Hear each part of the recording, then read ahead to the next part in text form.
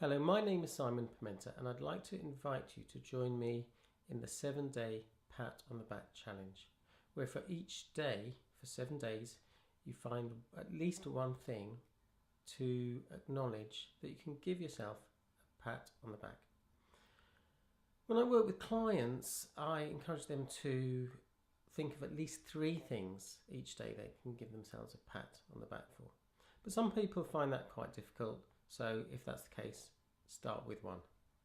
You can either write it down at a time that suits you, maybe after you've watched this video, or at bedtime, or first thing in the morning. And if you're feeling poorly and you can't write things down, you could ask someone to write it down for you, or you can just mentally log it, whatever works for you.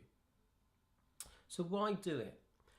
Well, I had a conversation with a friend recently and I felt that he was being really hard on himself, and it occurred to me that people are often very good at acknowledging their shortcomings, but not so good at acknowledging their achievements. And I remember working with a group of lawyers, and they were working 12, 14-hour days, and some of them, when they left work, they'd be thinking about everything they'd achieved and feeling quite pleased with their day. Whereas other lawyers who'd put in the same number of hours were simply focusing on what they hadn't done and how much they had left to do. So even when you are achieving a lot, people can be running unhelpful thinking patterns where they're focusing on the wrong thing. Now, obviously, if you have ME chronic fatigue syndrome, it can be difficult because you've gone from having an active life, probably achieving a lot, to feeling like you're not really doing much at all and not achieving much. So you need to look a bit harder. And often when people say, I can't think of anything, I'll say to them, okay, I want you to ask someone else who you trust, what could I give myself a pat on the back for? And often the other person will tell them something that's pretty significant. When I was younger, I could be quite harsh towards myself when I made mistakes. And I remember sometimes I'd compare myself to a friend thinking, oh, he wouldn't have done this. And I used to think this friend was really sorted. And I remember a mutual friend telling me that the reason he was that way is because when he was younger, his family were quite critical about his absent-mindedness. So I decided that I needed to let go of my self-criticism at that point. And I remember just a few years ago spilling some water just as I was about to go out, and I sort of felt this big reaction of frustration welling up inside me, and it reminded me of how I used to be. But on this occasion I just decided to stop that behaviour, and I thought, it's not a big deal, I've spilt some water, it'll take a minute to mop up, and I let go of that issue. So I'd like you to consider, how good are you at acknowledging your achievements? If you were to give yourself a score out of 10, which is where 10 is very good at acknowledging my achievements, giving myself a pat on the back, what number would you be? And equally, what score would you give yourself out of 10 for being good at acknowledging your shortcomings, mistakes? I'd like you to consider where this has come from. For some people, there was a significant person in their life who was very critical. And I'd like you to consider, if that is the case, that was their way of doing things. Maybe they learned it from being criticised themselves. And there might be some good intention that's misguided, but that's the reason why they're doing that behaviour. There might be other reasons why you are self-critical or don't acknowledge your achievements. Might be perfectionism. I know I was working with a client once who competed with her sibling, who was a high achiever, naturally a high achiever, and that's why she did it. There might be other reasons. Whatever the reason, I want you to consider, do you want to carry on being that way? Or is it time to reclaim your mind, your life, the way you do things? If thinking about where this has come from stirs emotion, then take care of yourself. It might be useful to just spend a bit of time journaling, writing down your feelings, which is a good way of processing our feelings, or to share it with someone you trust. So I want to talk about how to create an easy win. At the end of this video, I'll share a very simple relaxation exercise that anyone can do. You can do it we'll do it for just a minute. I encourage people to do it for 5 minutes, once, twice, 3 times a day. You can do it whilst you're lying in bed. If you do it even for just a minute, you can give yourself a pat on the back. Let's look at another example. Let's imagine your house is a mess and you decide to spend 5 minutes every day just doing a bit of decluttering. Now, once you've done your 5 minutes, you could say to yourself, well, I haven't really achieved much because the house is still a mess. And what I'd like to suggest is that's not a very helpful way of thinking. It's a bit all or nothing kind of thinking, or glass half empty kind of thinking. And what you're doing is you're ignoring the positive step that you've taken.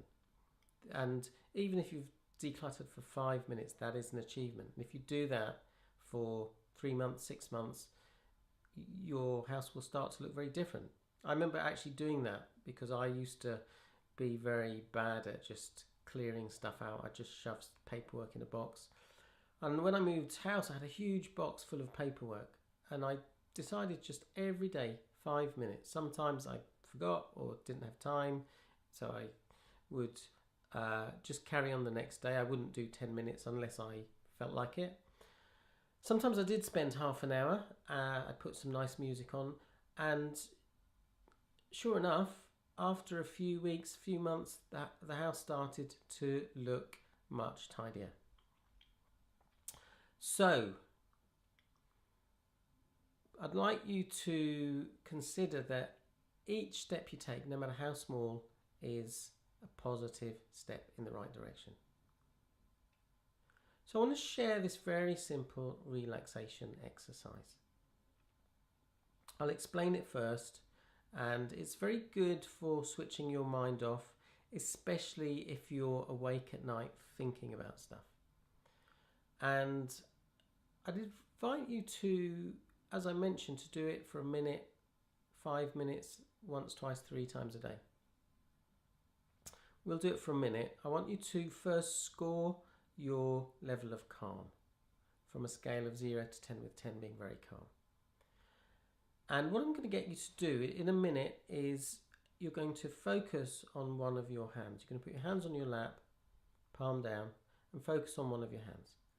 And focus firstly on your little finger on your hand. And as you breathe in, you're going to say a word to yourself. Could be any word at all. Peace, calm, trust, love. And as you breathe out, you're going to say a different word. It could be one of those words I've just mentioned, or any word you choose. I remember one client, as she breathed in, she'd say peace, and as she breathed out, she'd say the name of her dog. And when you've done that, you go to your next finger and you do the same thing. You breathe in, you say that word. You breathe out, you say that other word.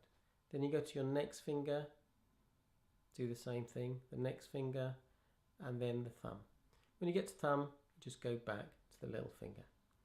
If you lose your place, or if you catch yourself thinking about things, I want you to just let that thought go, as if it was floating away on a cloud, and you go back to the exercise. If you lose your place, you just choose a finger to carry on from. So let's just do that now for 1 minute. I'd like to close your eyes and do that for a minute, starting from now.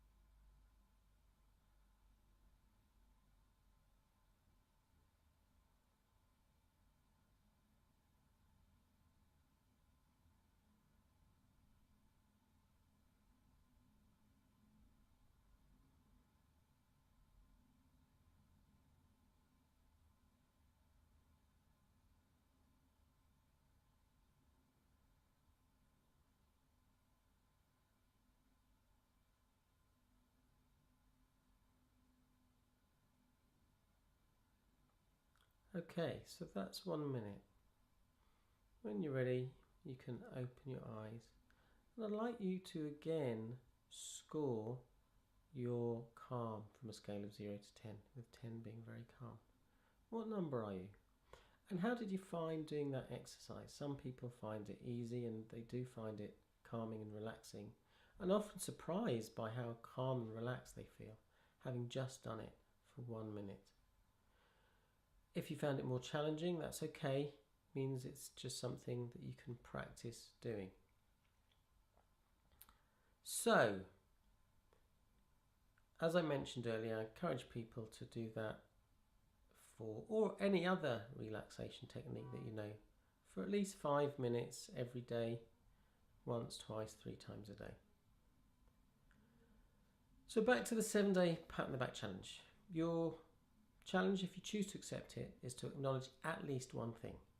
You can post one thing that you can give yourself a pat on the back for on this thread, and over the next 7 days I will share some more thoughts in a video each day. If you've got any questions, post them below this video, and I look forward to hearing how you get on with the 7-day pat on the back challenge.